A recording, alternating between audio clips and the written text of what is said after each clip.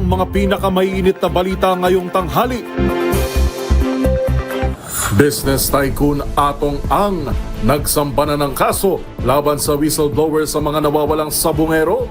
Klase, suspendido sa ilang lugar sa Metro Manila at Karatig Dalawigan dahil sa LPA at habagat.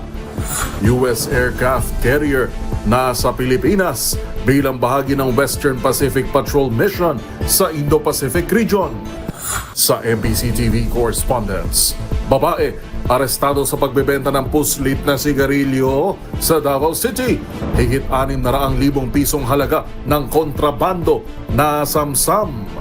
Sa MBC TV Sports, Pilipinas tinambakan ng Cambodia sa AFC Women's Asian Cup qualifiers sa score na 6-0.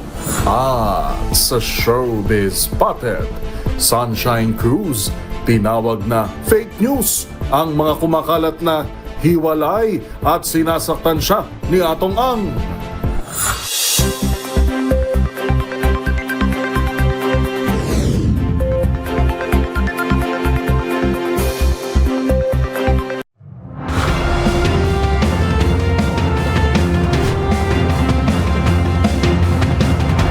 Bawat balita, makabuluhan. Bawat kwento, makapangyarihan. Boses ng Pilipino para sa Pilipino. Live mula sa MBC TV Studio. MBC TV Network News.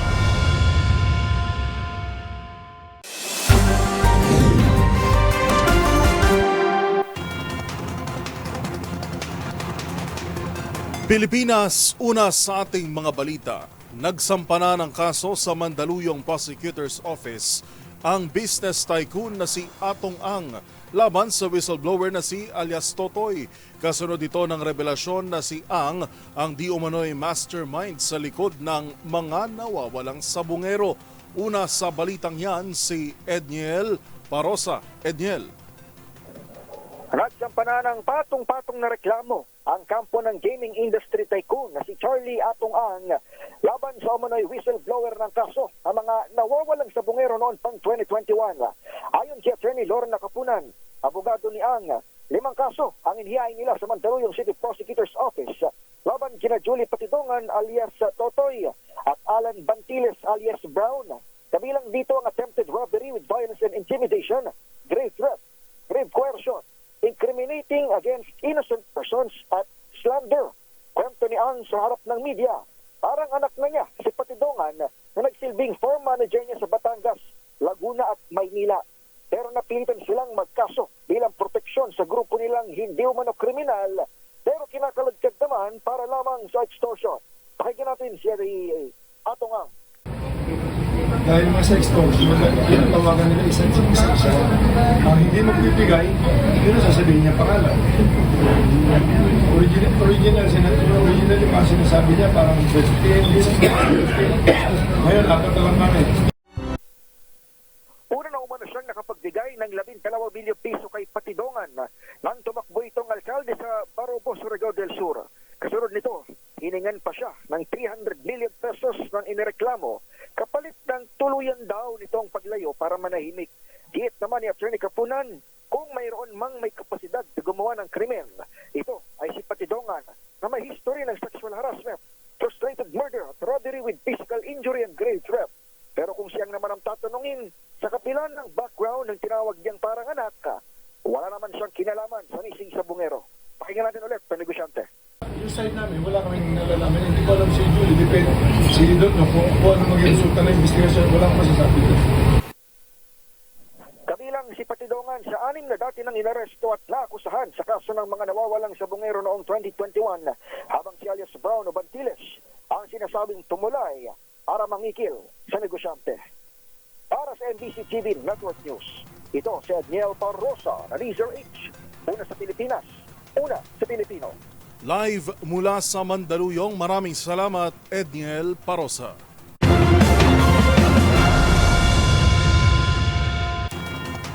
Sa iba pang mga balita, dahil sa malakas na ulang dulot ng hanging habagat at low pressure area, sunod-sunod na nag-anunsyo ng class suspension kaninang umaga ang iba't ibang lokal na pamahalaan sa Metro Manila at Cagayan Valley. Ang pinakahuling update ihahatid ni Kyle Bulyas. Nagsuspinde na ng pasok sa paaralan ng ilang mga lokal na pamahalaan sa loob at labas ng National Capital Region dahil sa malakas na ulang dulot ng low pressure area at hanging habagat. Sa Metro Manila, suspendido na ang klase sa lahat ng antas sa mga pampubliko at pribadong paaralan sa Las Piñas, Malabon, Mandaluyong, Marikina, Muntinlupa, Parañaque, Pateros, Pasay at Valenzuela. Samantala hanggang senior high school lamang ang sakop ng suspension sa Caloocan, Maynila, Pasig City at Quezon City. Sa buong lalawigan ng Cavite, suspendido na rin ang klase sa lahat ng antas sa mga pribado at pampublikong paaralan. Habang sa Cainta Rizal, nagpatupad na rin ng all levels na class suspension. Nagpatupad na rin ng class suspension sa ilang lugar sa Cagayan Valley kabilang ng Apari, Camalaniugan, Santo Niño, Santa Teresita at Gonzaga. Sa bahagi naman ng Zambales, suspendido na rin ang klase sa bayan ng Botolan at Iba. Para sa MBC TV Network News, ito si Kyle Bulyas ng DZRH. Una sa Pilipinas, una sa Pilipino.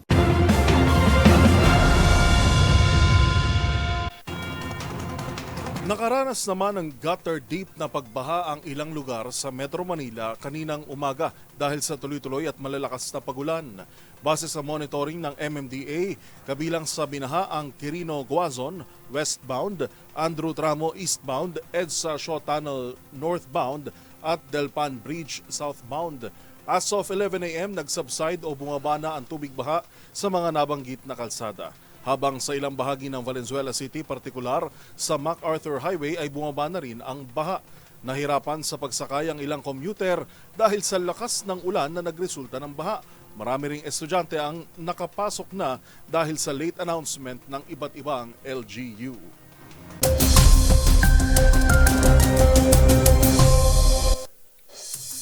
Sa ating kalagayan ng panahon, bagamat bumaba na ang tsansa na lumakas bilang bagyo, mabagal nang binabagtas ng low pressure area o LPA ang katubigan ng Kalayan sa Cagayan. Nagdadala pa rin ito ng mga kalat-kalat na pagulan sa Cagayan Valley, Cordillera, Ilocos at Aurora habang naghahandang kumilos patungong Taiwan o Japan. Inaasahan naman ang pabugso-bugsong ulan o nadala ng southwest monsoon o habagat sa kanlurang bahagi ng bansa. Alas 11 kaninang umaga nang maglabas ng orange rainfall warning ang Pag-asa sa Zambales at Bataan, habang yellow warning naman sa Metro Manila, Pampanga, Bulacan, Cavite at Tarlac. Sa pinakahuling weather advisory ng Pag-asa, may banta rin ang malalakas na pagulan sa Cagayan, Pangasinan, Zambales, Bataan at Occidental Mindoro. Gayon din sa maraming lalawigan sa Northern at Central Luzon, kasama ang Calabarzon at Metro Manila. Bunsod ito ng sanib puwersang epekto ng LPA at habagat. Samantala, lumakas palalo ang bagyo sa labas ng PAR bilang Tropical Storm Moon, pero hindi pa rin ito nakikitang makakaapekto sa anumang bahagi ng bansa.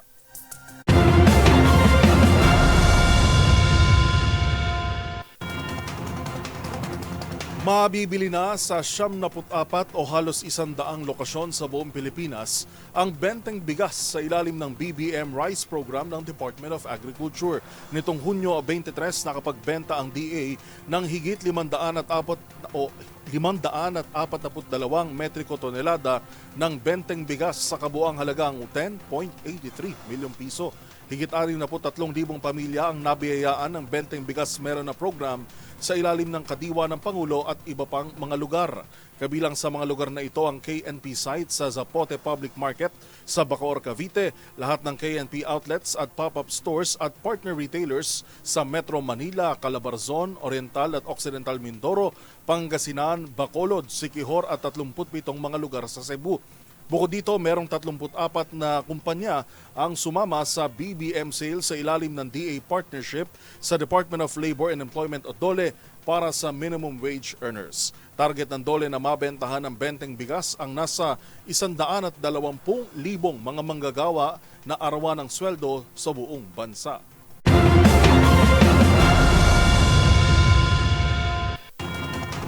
Nababahala naman ngayon ang Rice Watch Group na Bantay Bigas tungkol sa bumubulusok na farm gate price ng mga palay. Hinaing ng grupo, dumating na sa puntong mas mahal pa ang puhunan kumpara sa halaga ng perang bumabalik sa kanila. Pakinggan ang ulat ni Wina Hesoro. Muling kinalampag ng grupong Bantay Bigas ang gobyerno sa patuloy na pagbaba ng farm gate price ng palay. Sa panayam ng DZRH News kay Bantay Bigas spokesperson Cathy Estabillo, sinabi nito na 3 taon ng presidente si Pangulong Ferdinand Marcos Jr. ay wala pa rin itong nagagawa para sa industriya ng agrikultura. Ayon kay Estabillo, nakakalungkot para sa mga magsasaka katulad sa Laguna na inaabot lamang na 9 pesos hanggang 10 piso ang farm gate price ng palay habang ang kanilang cost of production ayon sa PSA ay 12 pesos and 50 centavos kung kaya't luging-lugi ang mga magsasaka. 2 days ago, nasa Laguna ako. Yun nga yung nakausap natin yung iba sa magsasaka doon na 9 na yung 1 kilo ng kanilang palay at sa isang barangay din ay parehong nasa Laguna to ay 10 piso. Grabe, baba. 9 pesos per... Imagine natin yung ganun presyo, samantala yung cost of production ng isang magsasaka para isang kilong palay ayon sa PSA ay 12.50 12 pesos and 50 centavos. Aniya, ito ang hamon para sa gobyerno na sana ay tingnan nila ang kalagayan ng magsasaka o ang agrikultura ng Pilipinas. Ilang magsasaka na rin aniya ang baon sa utang at hirap na at balak ng magtanim ng ibang produkto. Tingnan nila yung kalagayan ng ating mga magsasaka, nakakalungkot baka mamaya. Mga ilan na tayong magsasaka talaga ang nagsasabi na hirap dahil sa baon sila sa utang at hirap ay mag-shift na lang sila ng itatanim. Para sa MBC TV Network News, ito si Wina Hesoro ng DZRH. Una sa Pilipinas, una sa Pilipino.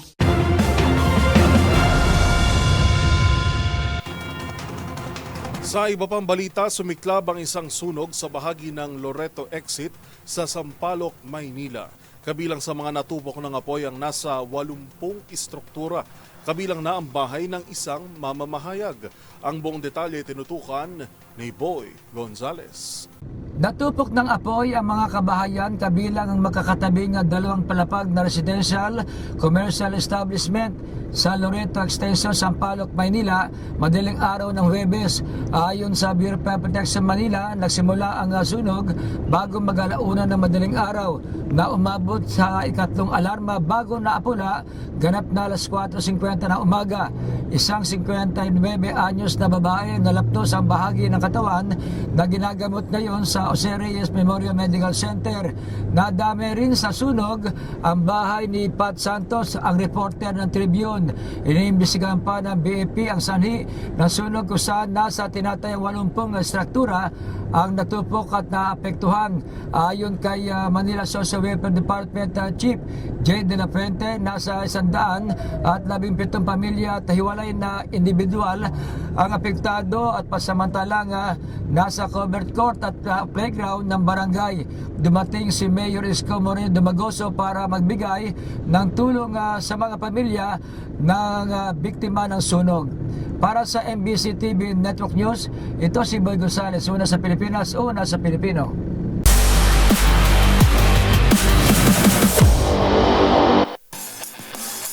Sa mundo ng football, dominanteng performance ang ipinamalas ng Philippine Women's National Football Team sa naging laban nito kontra Cambodia para sa 2026 AFC Women's Asian Cup Qualifiers kagabi. Hindi hinayaan ng Nationals na makascore ang host team para manatili sa tuktok ng Group G. Ang mga detalye tutukan sa report ni Matchpoint, Millie Borja. Pinatunayan ng Philippine Women's National Football Team ang kanilang lakas matapos dominahin ang host na Cambodia with 6-0 final score sa 2026 AFC Women's Asian Cup Qualifiers na ginanap ng Miyerkules ng gabi. Nagkaroon na ng komportableng 4-0 na lamang ang Pilipinas pagpasok pa lang ng halftime. Unang bumira si Alexa Pino sa 18 minuto bago sumunod agad si Meryl Serrano makalipas ang 1 minuto. Umiscore muli si Serrano sa ika-36 minutes sa pamamagitan ng malayo ang tira na hindi na naabot ng Cambodian goalkeeper. Sa paglipas ng ilang minuto, isang attempt ni Sophia Wunsch ang nauwi sa own goal ng Cambodia. Pagpasok ng ikalawang bahagi, nakascore si skipper Hailey Long mula sa long pass ni Angie Bird. Si Chandler McDaniel naman ang nagtala ng ika-6 na goal, makaraang makatanggap ng cross mula kay Carly Frills sa ika-56 minutes. Muling nagkaroon ng chance si McDaniel na makatagdag pero hindi nito nailusot ang bola. Nagkaroon din ng pagkakataon si Nina Matelos at Tara Egesvik sa ika-18 minutes pero nasalag ng Cambodian goalkeeper. Dahil sa panalong ito, nananatiling nasa tuktok ng Group G ang Pilipinas na nauna ring tinalo ang Saudi Arabia with 3-0. Susunod nilang makakasagupa ang Hong Kong sa July 5 sa parehong venue. Para sa MBC TV Network News, ito si Mili Borja ng DZRH TV, una sa Pilipinas, una sa Pilipino.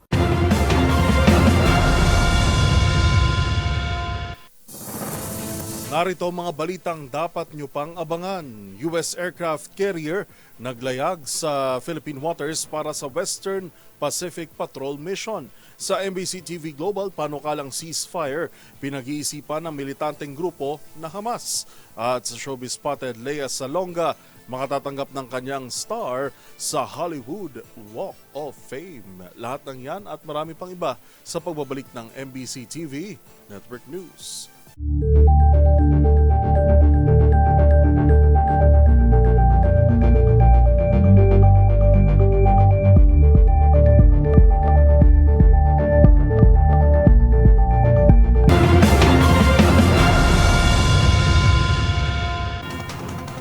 Naglalayag na sa Philippine waters ang American aircraft carrier na USS George Washington bilang pagtalima sa misyon nitong panatilihin ang kapayapaan sa Western Pacific. Ibinida ng carrier ang kakayanan nitong magsagawa ng long-term aerial, aquatic at terrestrial operations. Narito ang aking report.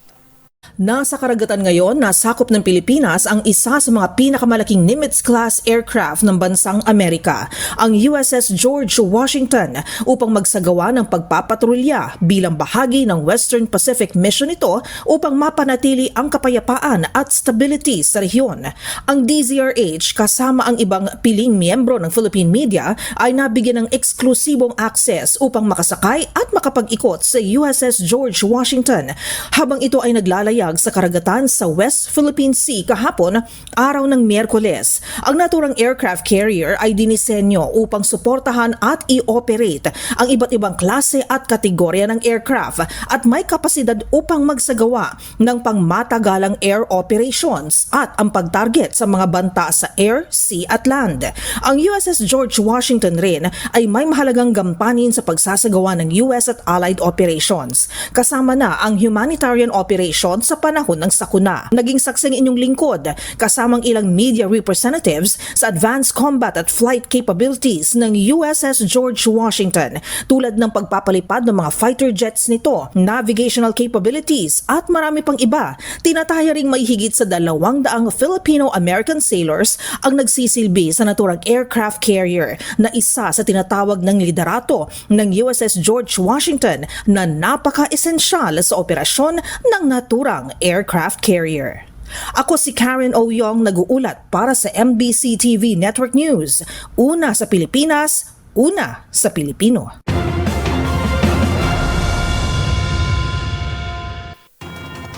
Sa iba pang mga balita, dapat munang dumaan sa House Plenary ang authorization na siyang magsisilbing basbas na dapat ituloy ang isinampang impeachment case laban kay Vice President Sara Duterte. Git ng tagapagsalita ng impeachment court, kahit manatili si Martin Romualdez bilang House Speaker, kailangan muna itong sang-ayunan ng mga bagong kinatawan ng 20th Congress. Magbabalita si Raymond Dadpaas. Lahat ng legal requirement ay hinahanap at hinihingi ng Senado bilang impeachment court mula sa Kamara de Representantes na siyang tatayong prosecution sa impeachment case ni Vice President Sara Duterte. Ayon kay Attorney Reginald Tonggol, ang spokesperson ng impeachment court, kailangan aprobahan ng plenary ng Kamara de Representantes ang authorization na isusumiti ng bagong set ng House prosecutors. Hindi lamang dapat manggaling kay House Speaker Martin Romualdez kung siya pa ang Speaker sa 20th Congress ang authorization ng mga House prosecutors dahil lahat umano ng mga institusyon ay tinuturing na collegial body gaya ng House of Representatives ay kailangang aprobahan ng mayorya ng mga miyembro. Ibinigay na halimbawa na kahit sa mga pribadong transaksyon gaya sa mga korporasyon ay para authorize ang isang miyembro ay kailangang aprubahan ng Board of Directors ng kanyang authority. Matatanda na sa motion to return ay naprubahan ng Senado noong June 10 sa impeachment case ni VP Sara. Kaakibat doon ang kahilingan ng impeachment court na magsumiti ng certification ng bagong liderato ng Kamara de Representantes sa 20th Congress kung sila pa ay interesado na ipursigi ang impeachment complaint. Una nito'y umalma ang mga House prosecutors sa kung anong hinahanap sa kanila ng Senado bilang impeachment court na sa kanilang pakiramdam ay ayaw ituloy ang trial sa impeachment case ni VP Sara. Kabilang sa mga inaasahang bagong miyembro ng House Prosecution Team ay sina Akbayan Party List Representative Chel Jokno at ML Party List Representative Leila De Lima. The question should be asked again, how will that election or authorization of the House prosecutors will happen? Paano sila ma-authorize? In what kind of action? Is it just a letter from the Speaker? Or is it a formal authorization coming from the plenary of Congress itself? So, wala naman tayong question na gagawin yon at naniniwala tayo sa kakayanan naman ng House of Representatives at sinabi na rin naman ng Speaker of the House na they will comply. Para sa MBC TV Network News, ito si Raymond Adpaz ng DZRH, una sa Pilipinas, una sa Pilipino.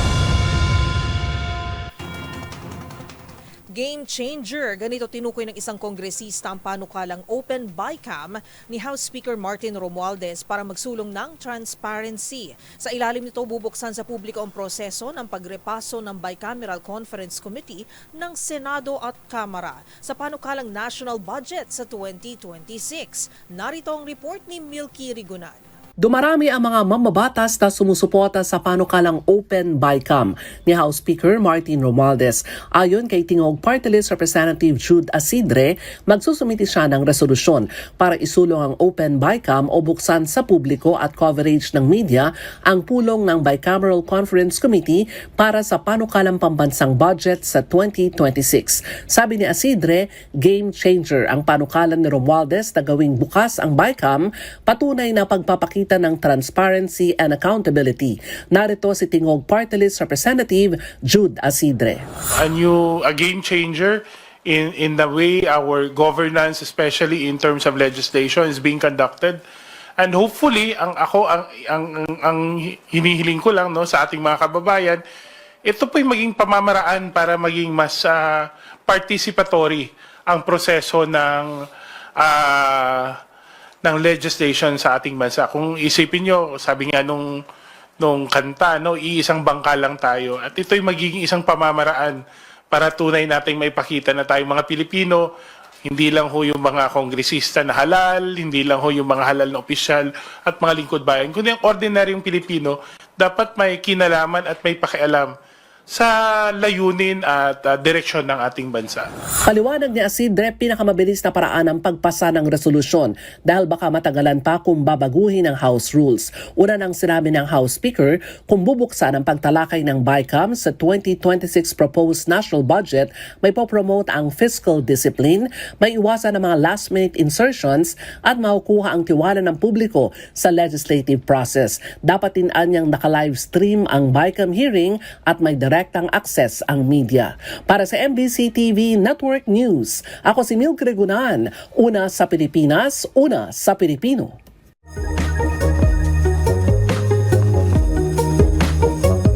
Ikaw ba yung tipo ng tao na medyo boplak sa direksyon at laging naliligaw? Yung tipong nakalabas na lahat ng mapa, compass at navigation apps at ilang beses nang nagpapaikot-ikot pero hindi pa rin mahanap ang destinasyon. Alamin na des, madalas na pagkaligaw, ano nga ba ang dahilan? Lahat ng direksyon ay nakaturo sa ating hippocampus na bahagi ng temporal lobe ng ating utak. Itong bahagi ng utak na nakatoka sa paglikha ng alaala, pagproseso ng emosyon, pagkatuto at maging spatial navigation, ang kakayahang tumukoy ng lokasyon at direksyon. Kaya kung hindi ito na-develop, nagre-resulta ito sa mahinang pagkapasa direksyon. Ayon pa sa pag-aaral, malaking factor din ang madalas na paglabas ng bahay sa pagpapatalas ng iyong spatial awareness. Kaya kung naghahanap ka ng valid na dahilan para gumala, alam mo na, practice makes perfect. Tandaan, mas makulay ang mundo kung alam mong hiwaga sa pag-ikot nito. Ako po si Arnold. Nagpapaalalang sa kaalaman ay walang labis, magsaliksik para siguradong alam na this.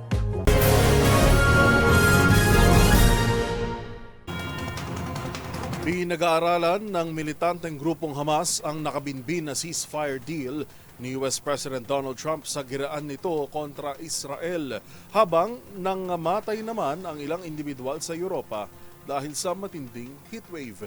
Yan ang mga balita mula sa ibayong dagat, tinutukan sa Global Headlines Report ni James Galange.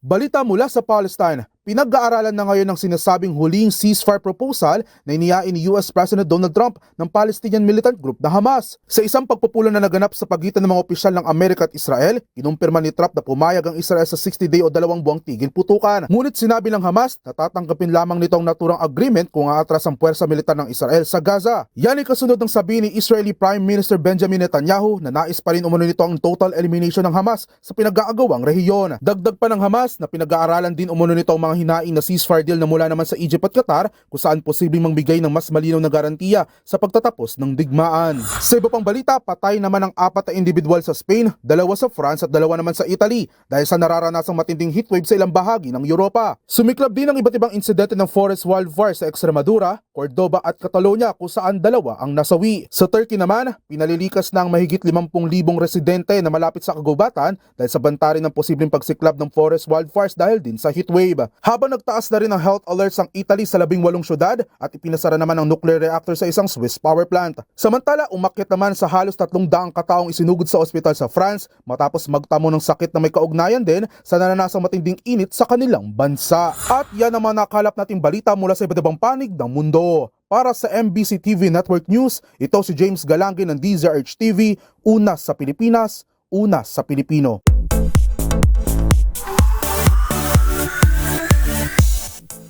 Matapos umawit sa New York Yankees game kamakailan, magbabalik Tony Awards bilang presenter at makasungkit ng pagkilala sa nagdaang Drama League Awards, panibagong milestone ng nakamit ng Filipina Broadway diva na si Lea Salonga.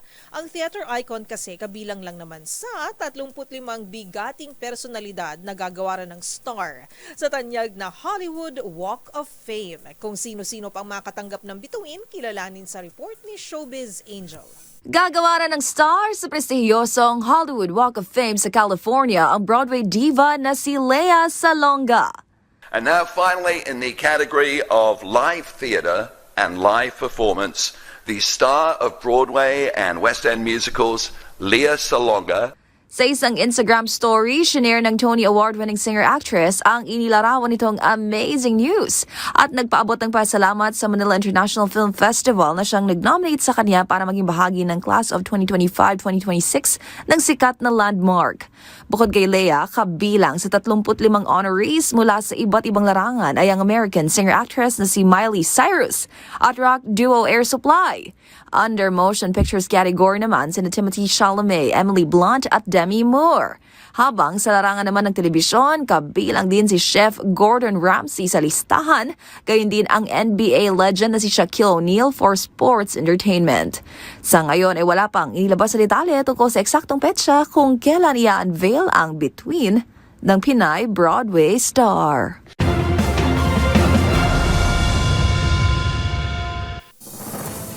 Abangan sa aming pagbabalik, nasa 20 individual arestado sa iba't ibang police operation sa Northern Samar.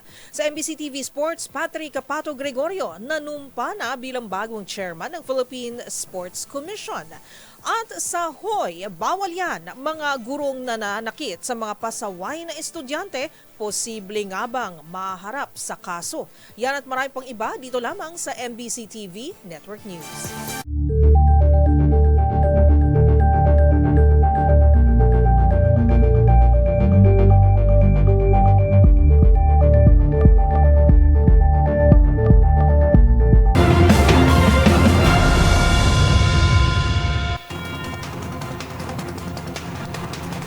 Sa pagpapatuloy ng ating balitaan, sa kulungan ng bagsak ng isang babae na nahuling nagbebenta ng higit kalahating milyong pisong halaga ng smuggled na sigarilyo sa Davao City. Yan at ang iba pang mga rumarapidong balita mula sa probinsya, hatid ng iba't ibang istasyon sa ilalim ng MBC Media Group.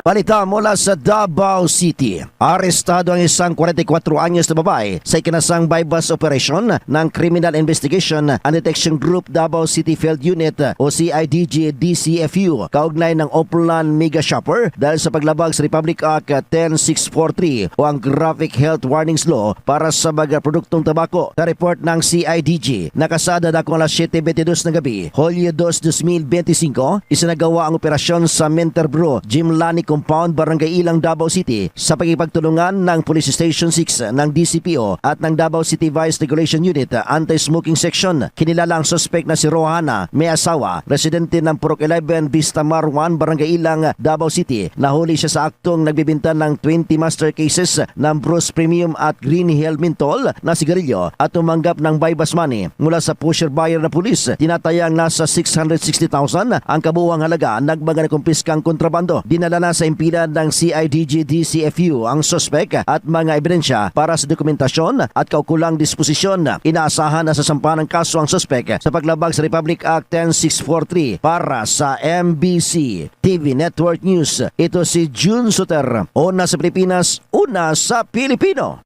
19 katao naman dito sa lalawigan ng Northern Samar ang nahuli ng pulis sa isang linggo lamang na operasyon ng otoridad mula ito June 24 hanggang July 1. Ayon sa report ng Northern Samar Police Provincial Office, isa ang nahuli na wanted person, 4 ang other wanted person, isang sumukong miyembro ng New People's Army, 2 illegal logging at ang pinakamarami na nahuli ay illegal gambling. 11 sa wanted person ayon sa report ng PNP ang nahuli ay top 4 most wanted sa provincial level.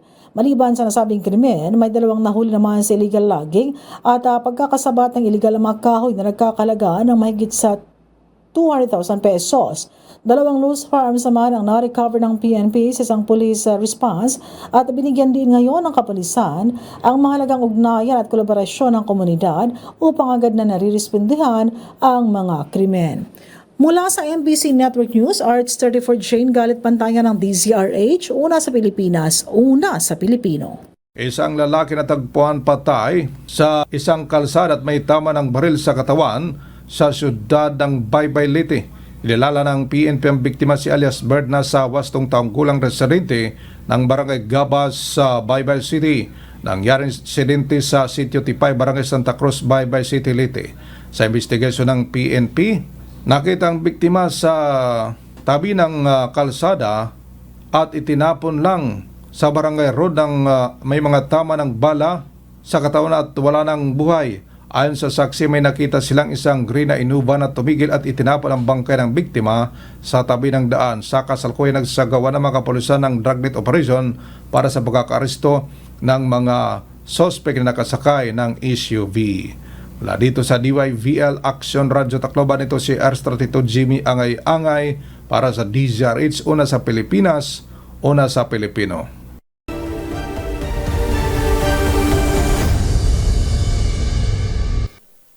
Hindi nawawala sa classroom ang mga estudyanteng matigas ang ulo at hindi nakikinig sa mga guro. Kaya naman ang ilang teacher ay gumagawa ng paraan para madisiplina o magdisiplina. Ngunit kailanman ay hindi dapat kabilang dito ang pananakit sa mga bata. Ang mga guro na mahuhuling sangkot dito ay maaaring ireklamo at patawan ng karampatang parusa. Kung ano ito, alamin sa report ni Dustin Bayog.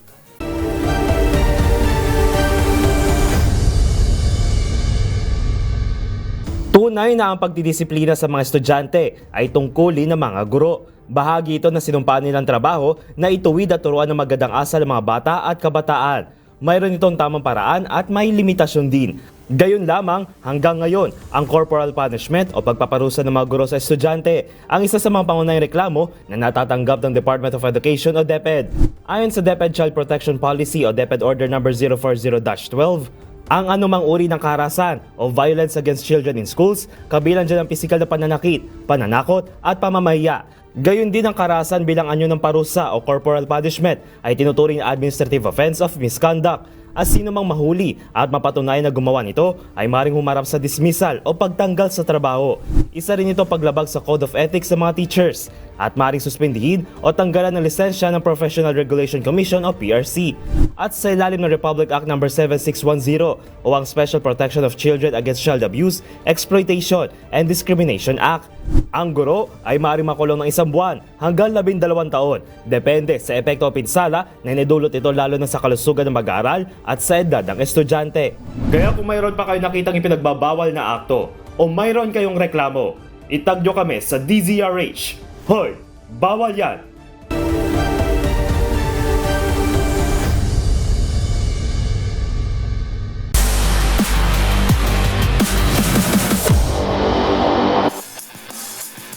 Nanumpa na bilang bagong chairman ng Philippine Sports Commission si Patrick Pato Gregorio sa Malacanang. Kabilang sa mga nais pagtuunan ng pansin ng bagong opisyal ang pagkakaroon ng National Sports Foundation, pagpapaunlad ng sports tourism at pagpapabuti sa mga pasilidad na pang-sports sa bansa. Narito ang report ni Matchpoint Millie Borja. Formal nang nanumpa si bagong talagang Philippine Sports Commission Chairman Patrick Pato Gregorio sa Malacanang Palace nitong Miyerkules. Ibinahagi ng PSC ang larawan ng kanyang oath-taking sa harap na Executive Secretary Lucas Bersamin. Dumalo rin sa seremonya ang BCDA Chairperson na si Hilario Paredes at mga miyembro ng pamilya ni Gregorio, Martin Marichel, Patricia at Angela Gregorio. Opisyal nang pinangunahan ni Gregorio ang PSC simula Martes matapos ang turnover kay dating PSC Chief Richard Bachman sa Rizal Memorial Sports Complex. Kamakailan ay kinumpirma ng Malacanang ang pagkakatalaga kay Gregorio bilang ika-13 PSC Chairman, subalit walang ibinigay na karagdagang detalye. Sa isang forum ng Philippine Sports Writer Association, sinabi ni Gregorio na panahon na para tumulong siya sa palakasan sa bansa at itinuturing niyang lucky ang pagiging ika-13 PSC Chair. Ilan sa mga layunin ni Gregorio ay ang pagkakaroon ng National Sports Foundation, pagpapaunlad ng sports tourism at pagpapabuti sa mga pasilidad pang sports sa bansa. Bukod dito, nakatuon din siya sa paghihikayat sa mga maraming Pilipino na maging aktibo sa palakasan ayon na rin sa utos ni Pangulong Ferdinand Marcos Jr. Bago ang kanyang pagkakatalaga sa PSC, nanungkulan si Gregorio bilang presidente ng Philippine Rowing Association at naging chef de mission ng delegasyon ng Pilipinas sa 2024 Paris Olympics. At yan ang mga latest updates sa mundo ng sports. Para sa MBC TV Network News, ito si Millie Borja ng DZRH TV, una sa Pilipinas, una sa Pilipino.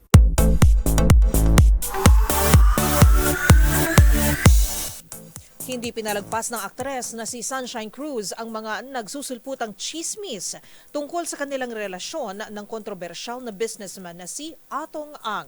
Si Sunshine itinangging hiwalay na sila, gayon din ang umano'y pananakit nito sa kanya. Narito ang Showbiz Report. Pinabulaanan ng aktres na si Sunshine Cruz ang mga pang-intriga sa kanilang relasyon ng negosyanteng si Atong Ang. Sa kanyang social media account, inilabas ni Sunshine ang screenshots ng ilang post na naglalamang hiwalay na raw sila ni Ang dahil sa umano'y pananakit nito sa kanya. Bagay na minarkahan ng aktres na fake news. Say pa ni Sunshine, sharing misinformation is not advisable, lalo na raw kung nanggaling sa isang questionable site. Sa huli, paalala pa nito, be vigilant, family and friends. Magunita na Disyembre noong nakaraang taon ang kumpirmahin ng negosyante ang kanilang relasyon ni Sunshine Cruz. Kasunod ng mga naglabasang video kung saan naispatan silang sweet kuha sa isang sabungan. Matapos niya, nasilayan din ang dalawa na nagninong at ninang sa isang kasalan. Bago maging sila ni Atong Ang, si Sunshine ay huling nakarelasyon ng politikong si Maki Mathay, habang si Atong Ang na may huling na link kay Gretchen Barreto. Para sa DZRH TV, ito po ang Showbiz Angel, una sa Pilipinas, una sa Pilipino.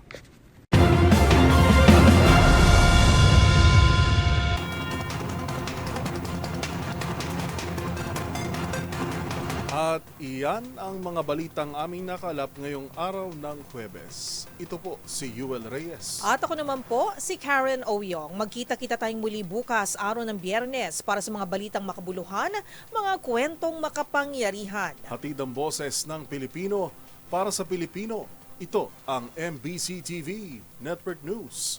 Una sa Pilipinas, una sa Pilipino.